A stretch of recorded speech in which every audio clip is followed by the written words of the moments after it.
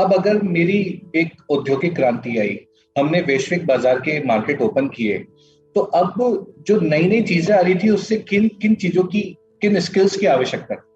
उदाहरण के तौर पे अब मेरे पास भाषाई कुशलता और इंग्लिश की डिमांड बढ़ गई अचानक से।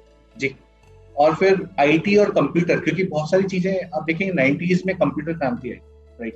तो उसमें आपको हर बच्चा, यानी मैं 2000 के टाइम की बात करूं, 90s में सब कंप्यूटर कोर्स में लगे हुए थे कि मेरे को कंप्यूटर कोर्स सीखना है, मुझे बेसिक सीखना है। मैं उस जमाने की बात कर रहा हूँ। आज तो हम कंप्यूटर साइंस इन इंजीनियरिंग एक ऑप्शन आ गया है जिसमें काफी बच्चे अपना करियर देखते हैं।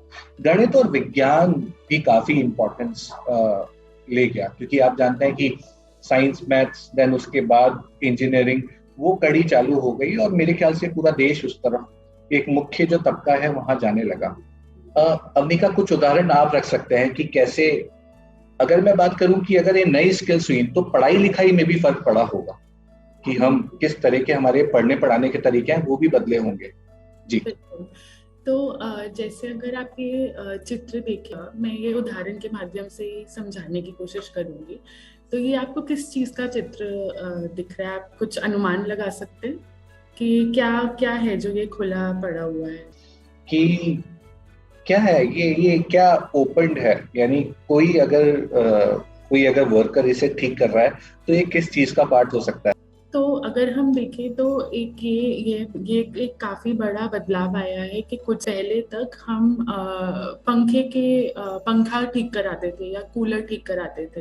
अब ये बदलाव आ गया कि अब पंखा और कूलर ठीक कराने के लिए बहुत ही कम होता है कि हम किसी को बुलाते हैं अपने घर पे।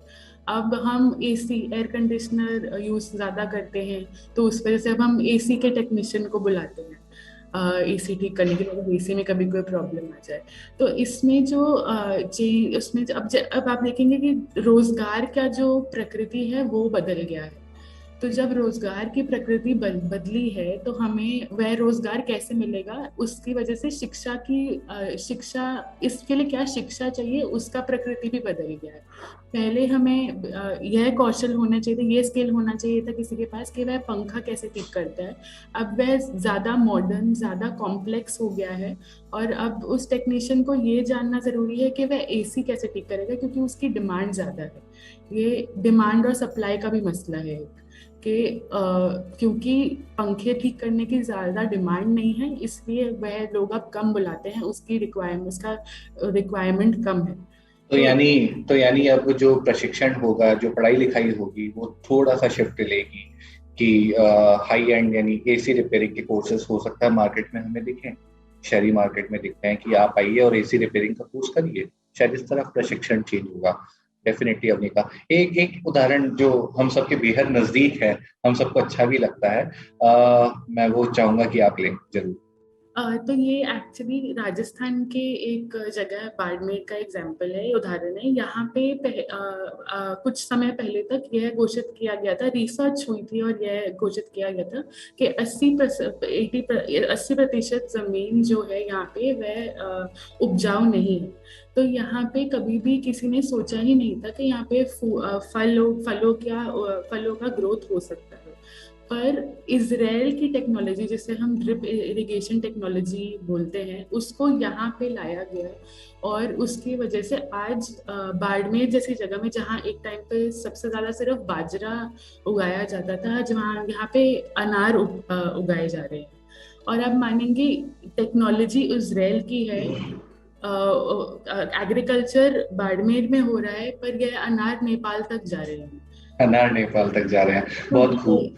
इट्स यानी ये एक बहुत बड़ा उदाहरण हो गया है, यानी जो हमारे आसपास है, कि हम देख रहे हैं कि आपने बोला कि 80% लैंड को 6 साल पहले घोषित किया था, शायद एक अखबार की रिपोर्ट थी, और अब बम्पर पैदावार हो रही है ड्रिप इरिगेशन सिस्टम से, जो आप बोल रहे हैं कि इजरायली टेक्निक है, उसको हमने ऑप्ट किया।